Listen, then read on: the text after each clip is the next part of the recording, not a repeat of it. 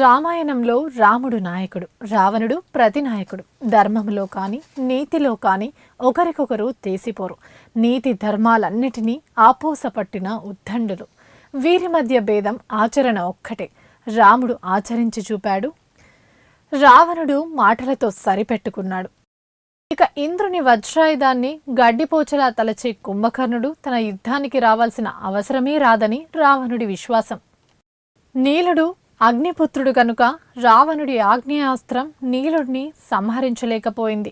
లక్ష్మణుడి బాణాలతో రావణుడు ధనస్సు విరిగిపోయింది. రావణుడు తన వాడి బాణాలతో రామలక్ష్మణాదులను వేధించసాగాడు.